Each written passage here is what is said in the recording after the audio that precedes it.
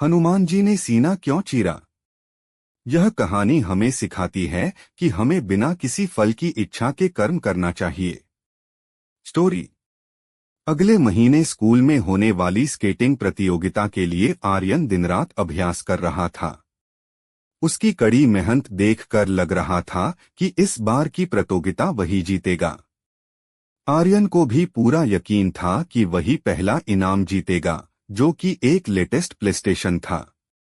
आर्यन को बहुत समय से वह चाहिए था, पर प्रतियोगिता में आर्यन को तीसरा स्थान मिला।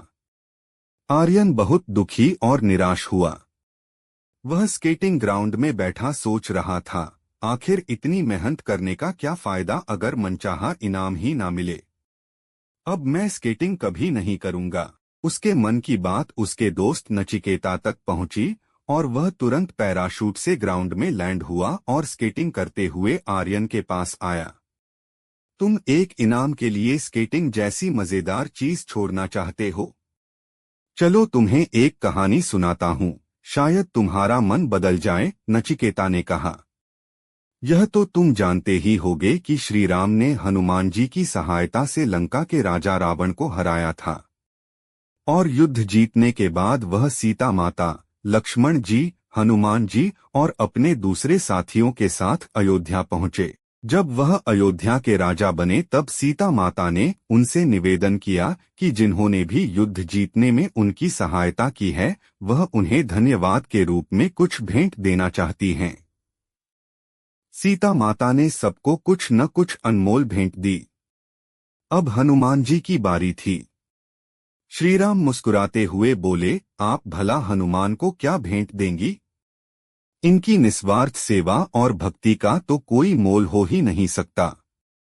माता सीता ने फिर भी अपनी एक मोतियों की माला हनुमान जी को भेंट में दी। हनुमान जी उस माला के एक एक मोती को दांतों से तोड़कर देखा और जमीन पर फेंक दिया। सीता माता ने हनुमान जी से पूछा, आपने ऐसा क्यों किया हनुमान? क्या आपको यह माला पसंद नहीं आई?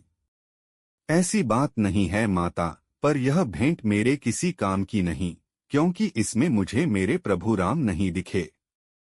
अगर मोतियों में राम नहीं तो इनका मोल मेरे लिए मिट्टी के समान है। तो क्या आपके अंदर राम हैं? सीता माता ने पूछा। सीता माता के ऐसा कहते ही हनुमान जी ने अपना सीना चीरकर सबको अपने हृदय में बसे राम सीता की छवि के दर्शन कराए। तो आर्यन जैसे हनुमान जी ने श्री राम का कार्य किसी उपहार के लालच में नहीं किया बल्कि इसलिए किया क्योंकि श्री राम की सेवा करके उन्हें आनंद मिलता था, वैसे ही तुम भी स्केटिंग किसी इनाम के लालच में मत करो बल्कि इसलिए करो क्योंकि तुम्हें उसमें मजा आता है। आर्यन को आखिरकार नचिकेता की बात समझ में आ गई।